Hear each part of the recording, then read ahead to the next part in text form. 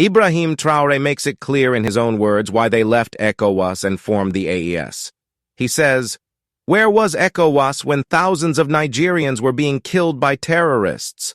Where were they when Mali and Burkina Faso were under attack?" Traoré declares, "We've taken our destiny into our own hands. This is not just a decision, it's a declaration of our strength, unity, and refusal to rely on those who've failed us." But what does this bold move mean for the future of West Africa? Let's listen to his speech. To our famous ECOWAS. Since we decided to leave ECOWAS as a group, the Salon slaves have been activated everywhere. They want to scare the people. They want to scare everyone. Thank God. In the recent past, there were only a handful of people who had the right to speak. That's what they were saying on the TV shows. Who was ready for the gospel then? Today, so with new technologies, which of course have their advantages and disadvantages, everyone has the right to speak. And I think that the YIA are the first to confirm this.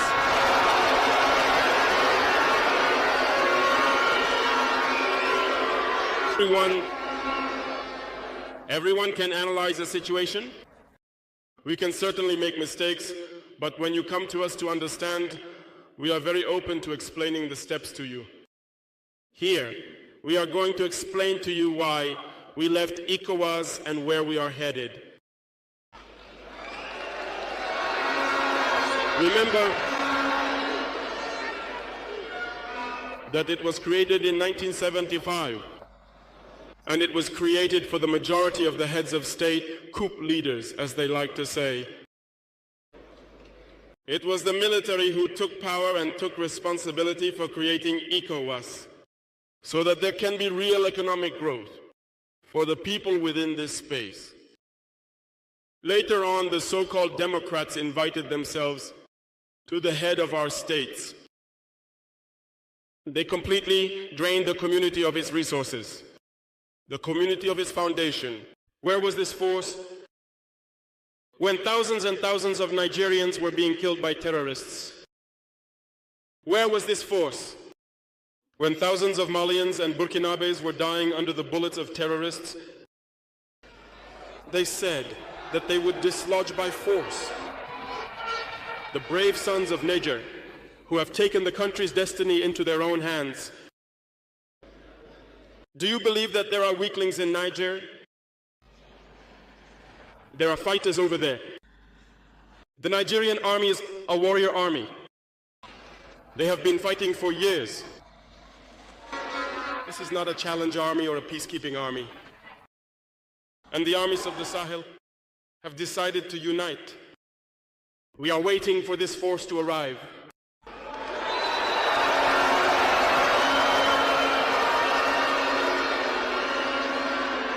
It is necessary that Ibrahim Traoré's speech is a powerful and unflinching critique of ECOWAS, coupled with a bold vision for the future of the Sahel region. He leaves no room for ambiguity when he asks, "Where was ECOWAS when thousands of Nigerians were being killed by terrorists? Where were they when Mali and Burkina Faso were under attack?" These rhetorical questions cut to the heart of his argument. ECOWAS failed to protect its people during their most vulnerable moments. This failure, according to Traoré, is not just a lapse in judgment. It's a systemic issue that has eroded trust in the organization. Traoré's decision to leave ECOWAS and form the Alliance of Sahel States, AES, is framed as an act of empowerment and self-determination. He emphasizes that the Sahel nations are no longer willing to rely on an organization that has, in his view, become ineffective and disconnected from the realities on the ground. Instead, he champions unity among the region's military forces, calling the Nigerian army a warrior army and highlighting the resilience of the Sahel nations. This is not just about military strength. It's about reclaiming agency and taking control of the region's future. The speech also delves into the historical context of ECOWAS, which was established in 1975 by military leaders who sought to foster economic growth and stability in West Africa. However, Traoré argues that over time, the organization lost its way.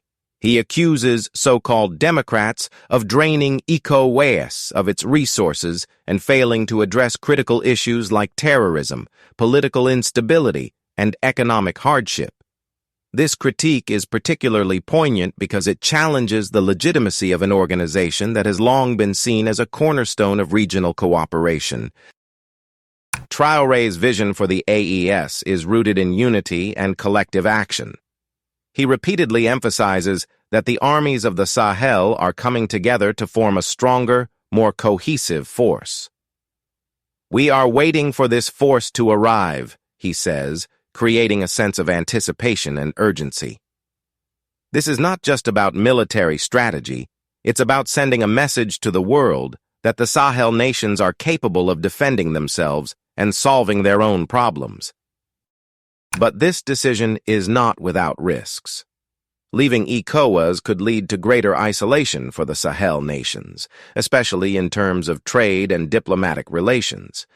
It also raises questions about how the AES will address the region's complex challenges, which include not only terrorism but also poverty, climate change, and political instability. While Traoré's speech is inspiring, it also underscores the need for careful planning and collaboration to ensure that the AES can deliver on its promises. One of the most striking aspects of the speech is its emphasis on sovereignty and self-reliance. Traoré taps into a deep sense of pride and determination, echoing the sentiments of Pan-African leaders who have long advocated for African nations to take control of their own destinies. He says, "We've taken our destiny into our own hands," framing the decision to leave ECOWAS as a declaration of independence and strength. This message resonates not only with the people of the Sahel, but also with a broader audience across Africa and the diaspora who are tired of external interference and eager to see African nations thrive on their own terms. Another key theme in the speech is the role of technology in shaping modern politics. Traoré acknowledges that new technologies have democratized access to information and given everyone a voice. He says, "In the past, only a few people could speak, but now everyone has the right to speak." This is a nod to the power of social media and digital platforms in holding leaders accountable and driving political change. It's also a reminder that transparency and accountability are more important than ever in the fight for good governance. Ultimately, Traoré's speech is a call to action, not just for the Sahel nations, but for all of Africa. It's a reminder that the continent's future lies in the hands of its people, and that true progress can only be achieved through unity, resilience, and self-belief. While the road ahead may be challenging, Traoré's message is one of hope and defiance.